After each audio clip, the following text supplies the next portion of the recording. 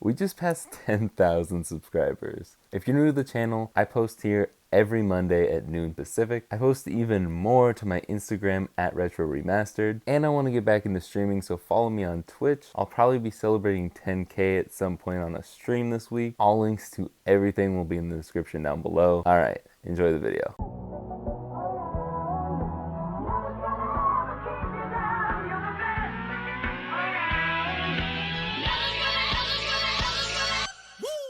What's going on, guys? It's Jake here, and today we are doing a video that I've been wanting to make for a very long time now. I've always loved the top 5, top 10, those ranking style videos, and I've been wanting to make those since before I even started uploading to YouTube. My channel has gone through several changes over the years and has never really been ideal for making ranking videos. However, today we are finally doing that. I would have made this video a very long time ago, but I've been waiting until I had the Game Boy Micro so I had experience with all the Game Boys. And a few days after I ordered this guy, Macho Nacho put out his video ranking all the GBA models. They ask you how you are, and you just have to say that you're fine when you're not really fine, but you just can't get into it because they would never understand. He just barely beat me to the punch, but hey, what can you do? But that's okay because we're doing it a little bit differently.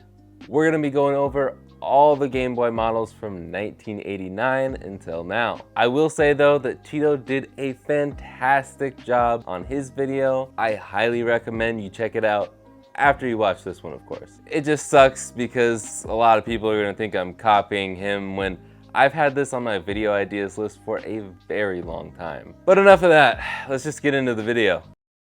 My ranking system is super scientific and very complex. All Game Boy models will be ranked based off of my opinion.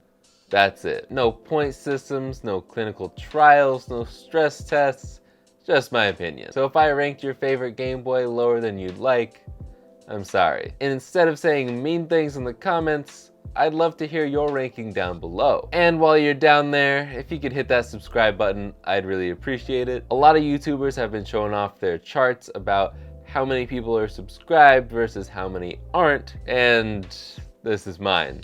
So yeah, maybe consider subscribing. Coming in at the very bottom, number 6, we have the Game Boy Micro. This is the most expensive model by a lot, and that's part of why I have it down here, but not the only reason. These things are going for $200 to $250 right now, which is absolutely absurd. I understand that's a little rare, but if you're wanting to play this, you're paying for hand cramps. I wish I was joking. I'm sorry, but if you think the Game Boy Micro is comfortable to play on, you must have baby hands. I don't have the biggest hands in the world, but I can palm a basketball. I usually choose the max size phones. So yeah, this thing is dainty. I am aware that it's called the Micro, but it's even smaller than I thought. I swear that everyone on YouTube that has this has tiny hands, because I feel like I'm the only one making a big deal about this. I could play this one-handed if I want to.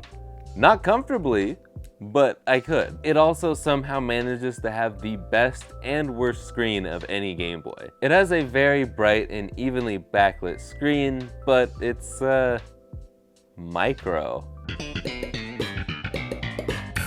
Jokes and ranting aside, it can only play Game Boy Advance games, and that's kinda lame. I know that older cartridges would stick out like a diving board, but you could at least give me the option to play my old games uncomfortably. But hey, at least you can swap the faceplates, right? And at number 5, we have the Game Boy Pocket. It really pains me to put this so low because I really love this thing. I love the Pocket, but it suffers from the same problems as the Micro. It's not the most comfortable, albeit leaps and bounds more comfortable than the Micro. I did just play through all of Pokemon Silver on my modded Game Boy Pocket, and it wasn't half bad. It's arguably the longest Pokemon game because you go through both regions, Kanto and Johto, so I definitely spent a lot of time with this thing in my hands. The only time my hands really got uncomfortable was after using it for several hours, but it really wasn't that bad. If your hands are smaller, you're not gonna feel any discomfort. The biggest problem is it has terrible battery life. The Pocket is the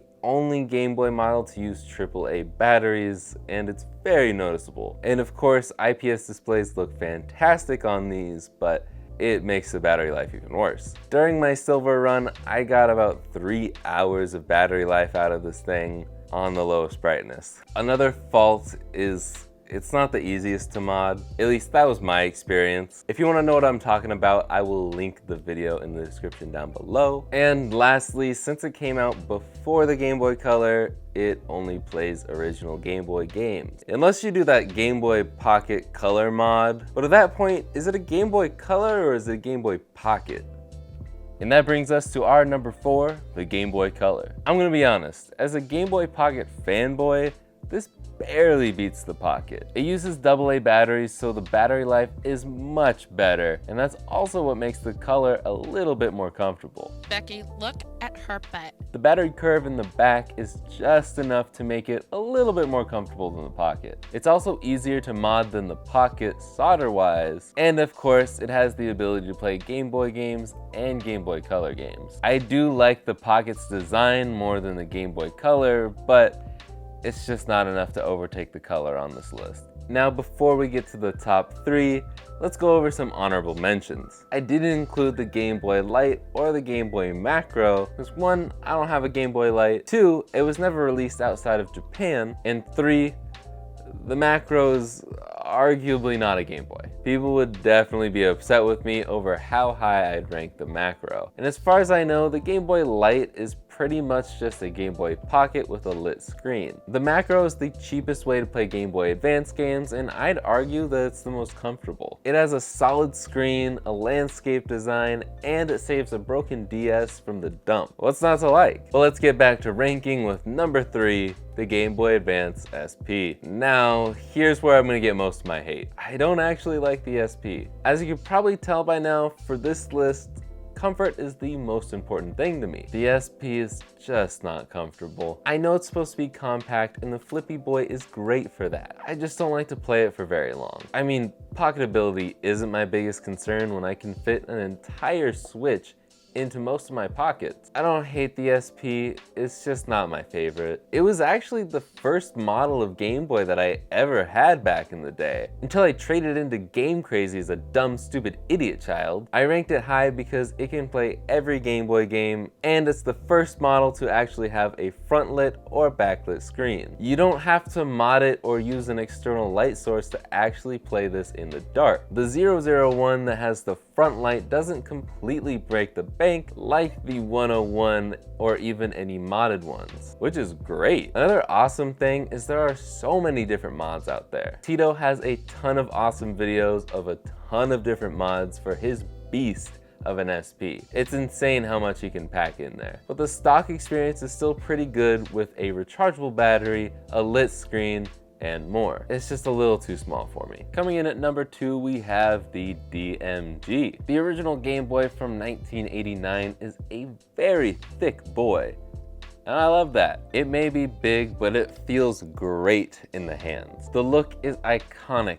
The battery life is unbeatable. It may sound like a pain to have to load this thing up with 4 AA batteries, but this brick will last literal days on one set of batteries. Even with an IPS display, it lasts ridiculously long. Not to mention how easy it is to mod nowadays. You can replace the entire front PCB using an IPS display, and the only soldering you're gonna have to do is for the speaker. If you want, you can add a rechargeable battery, USB-C, and wireless charging. Okay, you can do that to a lot of the models of Game Boys, but I have a tutorial and I just wanted to, mention that real quick. Link in the description. The biggest downside to me is obviously it only plays original Game Boy games. Otherwise, I love the DMG, modded or not. And finally, at number 1, we have the original Game Boy Advance. This is the most comfortable Game Boy, period. I love the landscape design so very much. That's why it's so comfy.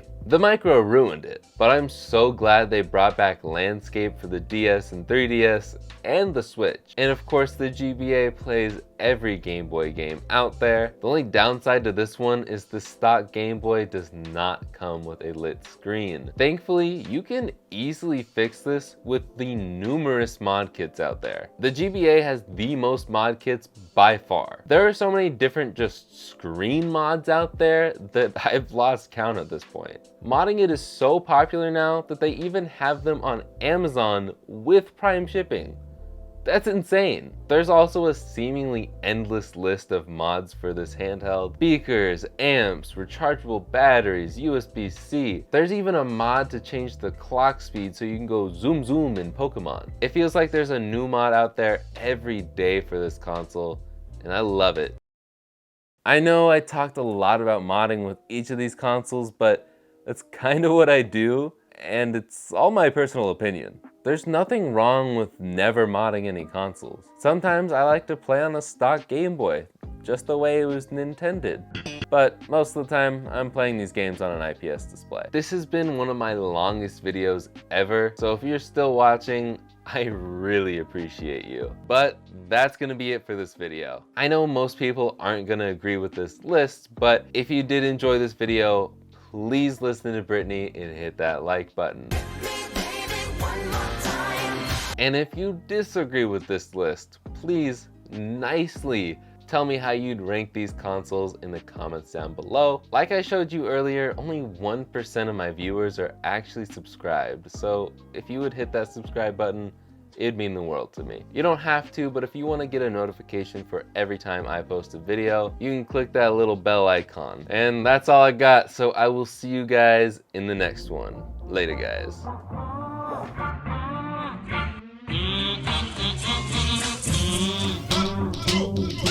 If you want to know what I'm talking about, whoa.